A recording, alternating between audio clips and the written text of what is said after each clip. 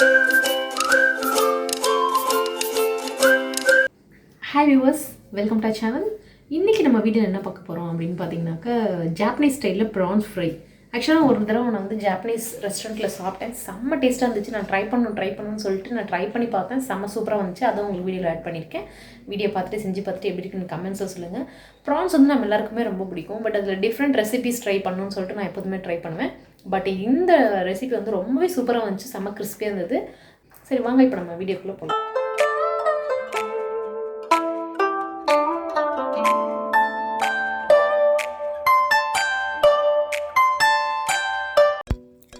Crispy prawns பண்ணுறதுக்கு இறால் வந்து க்ளீன் பண்ணாமல் நம்ம வாங்கிக்கணும். சைடில் அந்த 2 ரெக்க பகுதி மாதிரி இருக்கிறத நம்ம விட்டுட்டு அதை தான் நம்ம வந்து வறுத்ததுக்கப்புறம் பிடிச்சி சாப்பிடுவோம். அதனால் அதை அப்படியே வச்சுக்கிட்டு நடுவில் நான் இப்போ தொடரேன் இல்லைங்களா, அந்த மாதிரி ஹார்டான அந்த வால் பகுதியை மட்டும் நம்ம பிச்சு எடுத்துடணும். அதை நம்ம வந்து விட்டுட்டு அப்புறம் மேலே இருக்க ஓடு அதையும் நம்ம க்ளீன் பண்ணணும். அதை நம்ம பிச்சு எடுத்துருவோம். எப்போதுமே இதை க்ளீன் பண்ணி தான் நம்ம கடையில் வாங்குவோம். நம்மளே க்ளீன் பண்ணுறதா இருந்தால் எப்படி க்ளீன் பண்ணுறதுன்னு உங்களுக்கு நான் ஸ்லோவாக தான் காமிச்சிருக்கேன். ஈஸியாக க்ளீன் பண்ணிடலாம். நம்ம அந்த ஓடு வந்து ஒரு இடத்த பிச்சோன்னுமே நம்ம கையில் அப்படியே தானாக வந்துடும்.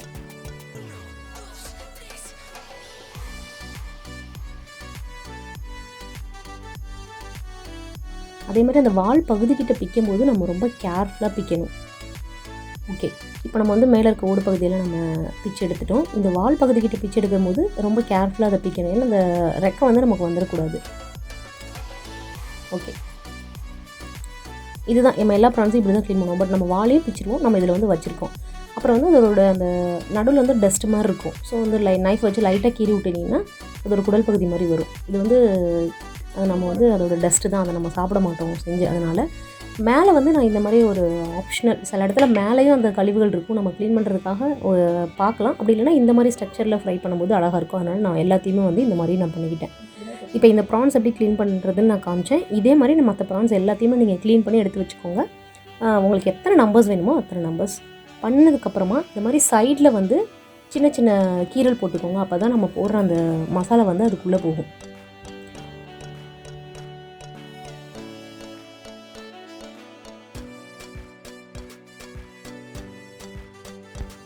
இப்போ இந்த ப்ரான்ஸ் வந்து நம்ம மேரினேட் பண்ண போகிறோம். 1 டீஸ்பூன் உப்பு போட்டுக்கோங்க. அப்புறம் வந்து 1 டீஸ்பூன் வந்து சோயா சாஸ் ஊற்றிக்கணும்.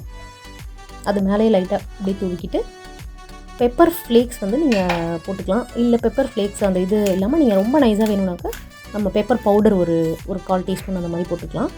அப்புறம் ஒரு 1/4 டீஸ்பூன் வந்து கார்லிக் பவுடர். அது வந்து ஆப்ஷனல், இருந்தால் போடலாம், அப்படி இல்லைனா போட தேவை கிடையாது. இதை போட்டு நல்லா மேரினேட் பண்ணி நீங்கள் வந்து அதை அப்படியே எடுத்து வச்சுக்கோங்க. ஒரு 10 to 15 மினிட்ஸ் வந்து அதுலேயே அது இருக்கட்டும்.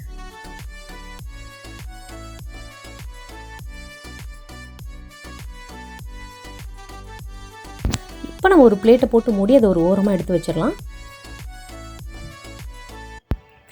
இப்போ நம்ம ஒரு பவுல் எடுத்துகிட்டு எக் ஒயிட்டு, நான் வந்து 2 எக் ஒயிட் கலந்துருக்கேன். ப்ரான்ஸுக்கு பார்த்தீங்கன்னா ஒரு 15 பீசஸ், அதுக்கு 2 எக் ஒயிட் செப்பரேட் பண்ணி அதை போட்டுட்டு நல்லா ஸ்டிர் பண்ணிக்கோங்க. அதை உங்களால் எவ்வளோ மேக்ஸிமம் முடியுமோ அவ்வளோ மேக்ஸிமம் பண்ணிவிட்டு இது வந்து கார்ன் ஸ்டார்ச் நான் போடுறேன்.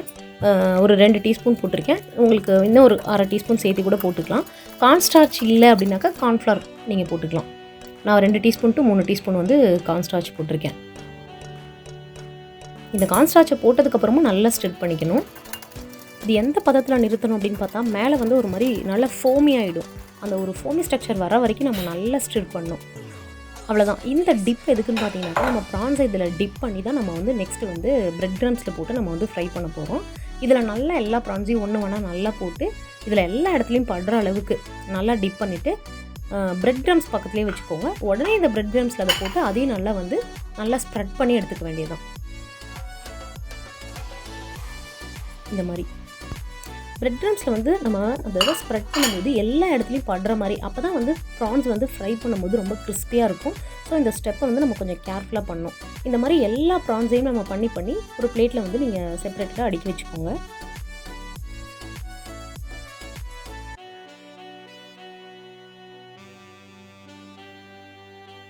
இப்போ பாருங்கள், நம்ம எல்லா ப்ரான்ஸுமே வந்து பிரெட் க்ரம்ஸில் நல்லா ஸ்ப்ரெட் பண்ணி எடுத்து வச்சுருக்கேன். இப்போ நம்ம வந்து பேனில் வந்து ஆயில் வச்சுட்டு அந்த ஆயில் வந்து நல்லா ஹீட் பண்ணிக்கோங்க. நீங்கள் என்ன ஆயில் வேணால் யூஸ் பண்ணிக்கலாம், கோகோனட் ஆயில், அப்படி இல்லைனா வந்து நான் வந்து கடலெண்ணெய் யூஸ் பண்ணியிருக்கேன்.